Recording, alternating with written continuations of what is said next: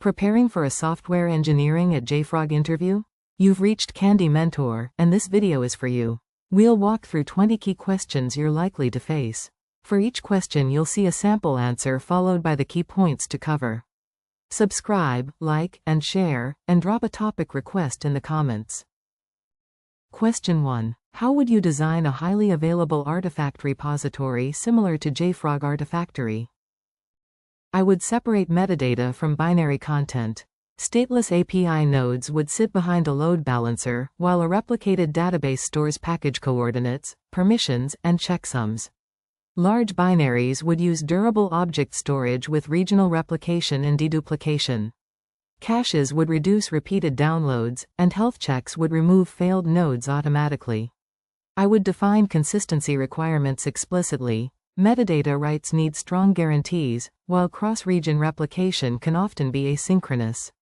Metrics, tracing, and disaster recovery tests complete the design. While answering, cover repository metadata, binary storage, replication, stateless services, load balancing, consistency, availability zones, caching, failure recovery, authentication, and operational observability. Question 2. How would you implement content-addressable storage for software artifacts? Content-addressable storage names a blob using a digest of its contents, commonly SHA-256. When an upload arrives, I calculate the digest, check whether the blob already exists, and store only missing data. Repository metadata maps package versions to that digest, allowing multiple tags to share one object. Downloads verify the checksum before serving bytes. I would treat blobs as immutable, track references for safe garbage collection, and use collision-resistant algorithms with periodic integrity scans. Make sure to cover cryptographic hashes, deduplication, immutable blobs, metadata to content mapping, collision handling, integrity verification, garbage collection, and the distinction between logical versions and physical storage. Question 3. What consistency model would you choose for an artifact repository, and why? I would use strong consistency for metadata within a region, because a deployment must not resolve a package to stale or contradictory coordinates. Binary objects can be immutable and replicated asynchronously, provided reads expose availability status clearly.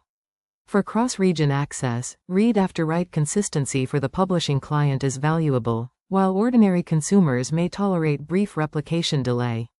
Conflicts should be prevented through immutable versions and transactional metadata updates rather than merged after the fact.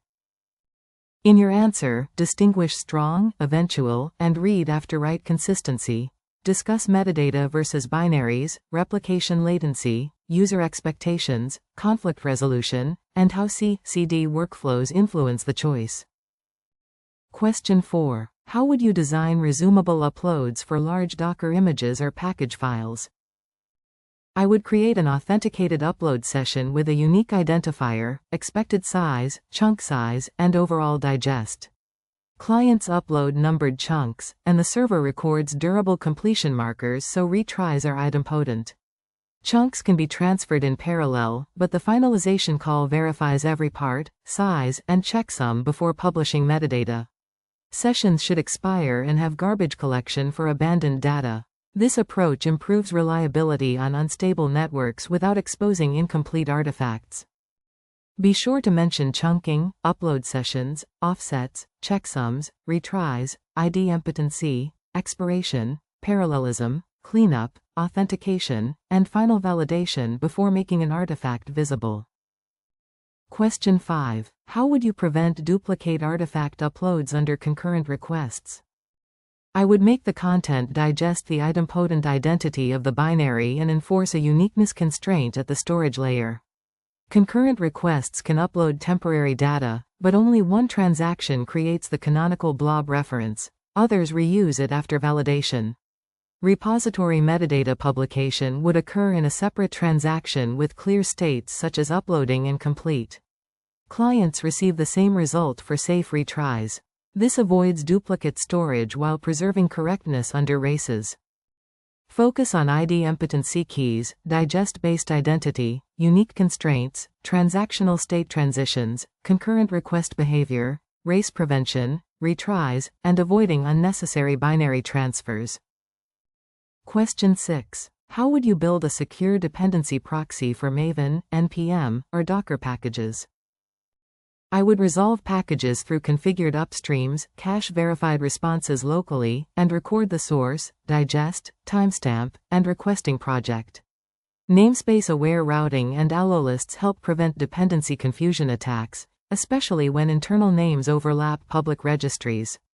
Artifacts should pass checksum, malware, and policy checks before becoming available.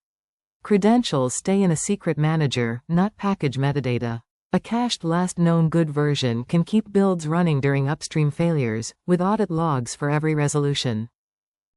Cover upstream resolution, local caching, dependency confusion, allo lists, checksum verification, authentication, quarantining, rate limits, freshness policies, auditability, and behavior during upstream outages. Question 7. Explain how you would secure a software supply chain in a JFrog-style platform. I would secure the chain from source to deployment, not only scan the final image. Builds run in isolated workers with pinned dependencies, producing an SBOM, provenance record, and signed artifact. A repository policy blocks critical vulnerabilities or unsigned content, while promotion moves the same immutable digest between environments. Deployment systems verify signatures and policy results before admission. Least privilege identities, secret rotation, tamper-evident audit logs, and continuous rescanning address both prevention and later discovered issues.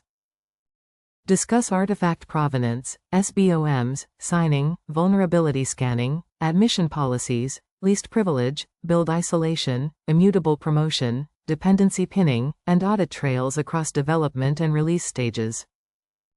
Question 8. What is the difference between Docker image layers, manifests, and tags?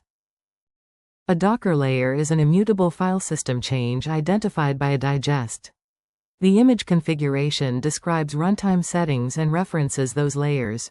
A manifest ties the configuration and layers together, while a manifest list or index selects the right image for a platform such as AMD64 or ARM64.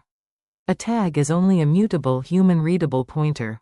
For reproducible deployments, I use a digest, because tags can be moved and silently change the deployed bytes. In your answer, explain content-addressed layers, configuration, manifests, multi-platform indexes, mutable tags, digests, caching, and why production deployments should pin immutable references. Question 9. How would you optimize Docker image storage and download performance?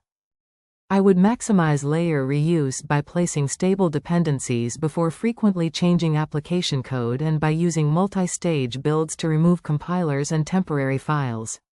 The registry should deduplicate layers by digest and serve popular content through regional caches or a CDN. Clients can download independent layers concurrently, subject to bandwidth controls. I would monitor cache hit rate, transfer latency, storage growth, and failed pulls. Optimization must preserve reproducibility. Arbitrary layer rewriting can undermine debugging and trust.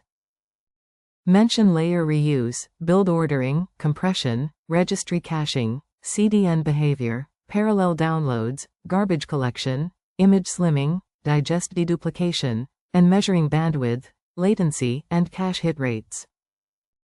Question 10. How would you design garbage collection for an artifact repository? I would model repository metadata as routes pointing to immutable blobs, then mark reachable blobs before sweeping unreferenced ones. Retention rules can remove old versions, but a grace period protects recently deleted content and allows rollback. Garbage collection must ignore active uploads, pending replication, and legal holds. I would begin with a dry run report, delete in resumable batches, and record every decision. Leases or transactional checks prevent a concurrent publish from losing its blob. Be sure to cover reachability, references, retention policies, soft deletion, grace periods, concurrent uploads, replication status, dry runs, resumability, and protection against deleting artifacts still needed by builds. Question 11. How would you implement rate limiting for artifact downloads and uploads? I would use token buckets keyed by tenant, repository, identity, and operation. Tokens represent permitted bytes or requests, allowing controlled bursts while enforcing a sustained rate. In a distributed service, counters need a consistent shared store or carefully bounded local limits. The choice depends on accuracy and latency requirements. Responses should expose retry guidance, and internal replication or emergency traffic may receive separate priority. Metrics should reveal rejected requests and noisy tenants so quotas can be tuned. Discuss tenant isolation, token bucket or leaky bucket algorithms, distributed counters, burst capacity, response headers, priority traffic, fairness, retries, and protection from noisy neighbors. Question 12. How would you make artifact downloads reliable across regions?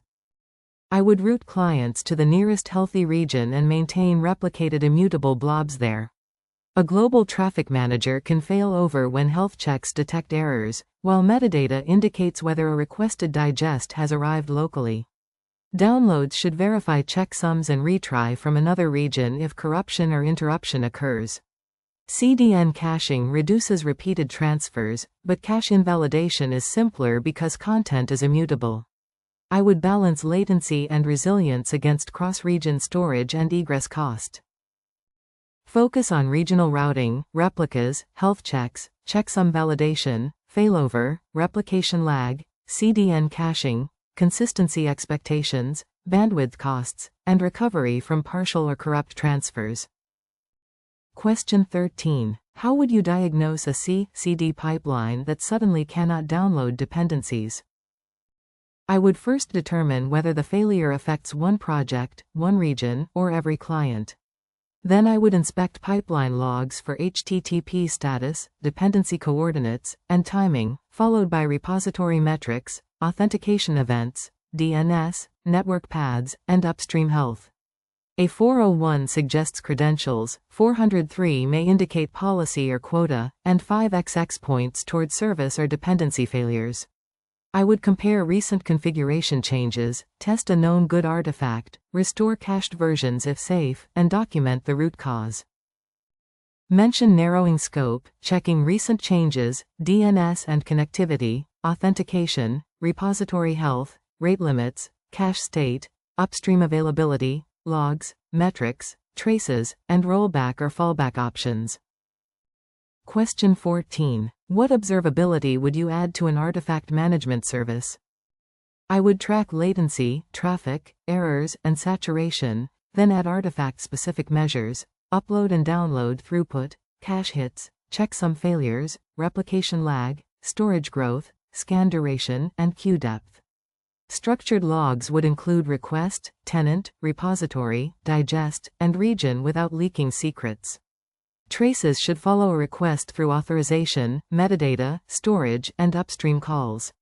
SLOs might cover successful pulls and publish latency, with alerts based on user impact rather than noisy individual events.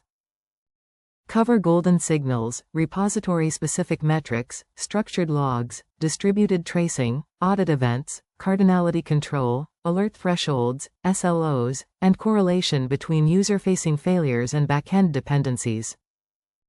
Question 15. How would you design authorization for repositories and artifacts? I would authenticate humans and services using centralized identity, then authorize actions through roles scoped to organizations, repositories, and package paths. A build service might publish to a staging repository but only read approved production content. Short-lived tokens and workload identities reduce credential exposure. Authorization decisions should be cached carefully with explicit invalidation, and deny rules must override broad grants. Every sensitive action needs an auditable event containing actor, resource, decision, and correlation identifier. Discuss authentication versus authorization, RBAC, repository and path scopes, service identities, least privilege, inheritance, deny rules, token expiration, auditability, and performance of authorization checks. Question 16. How would you handle schema migrations in a highly available artifact platform? I prefer expand and contract migrations. First, I add nullable columns or new tables without changing existing behavior, deploy code that can read both representations, and backfill in throttled batches. After validating counts and performance, writers move to the new form, followed by a later cleanup release. Feature flags provide controlled rollout and rollback. I would avoid long table locks, monitor replication and query latency, and test migration scripts against production-sized data before execution. Be sure to mention backward compatibility, expand and contract migration, dual reads or writes, feature flags, online indexes, rollback strategy, traffic safety, and validation under real load. Question 17. Describe an effective caching strategy for package metadata and binary artifacts. Immutable binaries are excellent cache candidates. The digest can be the key, and entries never require invalidation. Metadata and tags are more delicate, so I would use short TTLs or explicit versioned invalidation after publication. Request coalescing prevents many clients from fetching the same missing object simultaneously, while negative caching limits repeated misses. Cache capacity should favor hot content and isolate tenants where necessary. I would measure hit rate, origin load, stale reads, and end-to-end latency. Cover cache keys, immutable versus mutable data, TTLs, eviction, negative caching, invalidation, cache stampede prevention, tenant isolation, consistency, and measuring hit rate against storage costs. Question 18. How would you approach a coding problem involving dependency version resolution? I would represent packages as graph nodes and version requirements as constraints on edges. For each dependency, I would intersect compatible ranges, choose a deterministic version according to policy, and recursively resolve transitive dependencies. If constraints conflict, I would backtrack or use a constraint solver and return a useful explanation, not merely failure. A visited state structure detects cycles. Tests should cover shared dependencies, pre-releases, missing versions, conflicts, and repeated resolution to confirm deterministic output. Focus on graph modeling, semantic version constraints, backtracking or constraint propagation, cycle detection, deterministic selection, conflict reporting, complexity, and test cases involving incompatible requirements. Question 19. Tell me about a time you improved reliability or performance in a production system. In one service, package download latency rose sharply during morning builds.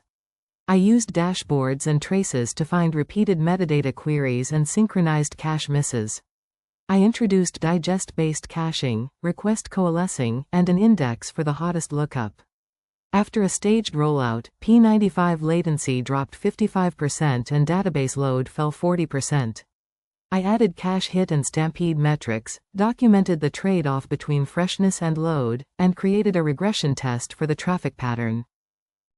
Use a clear star structure, quantify baseline and outcome, explain diagnosis and trade-offs, describe collaboration, mention monitoring, and show what you learned or would improve next time.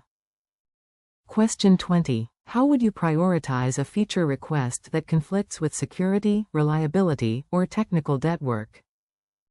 I would compare requests using customer value, urgency, risk reduction, effort, and reversibility. A credible security vulnerability or reliability threat normally outranks a convenience feature, especially when it could affect many tenants or violate an SLO. I would quantify impact, propose a smallest safe mitigation, and align product, security, and operations stakeholders on timing. If we defer technical debt, I would record the cost and trigger, then reserve capacity so it does not become invisible maintenance risk. In your answer, discuss customer impact, risk severity, exploitability, SLOs, regulatory obligations, effort, reversibility, stakeholder alignment, measurable outcomes, and communicating a transparent decision. If you are still with us, congratulations, you are much ahead of the rest and serious about preparing for your interview.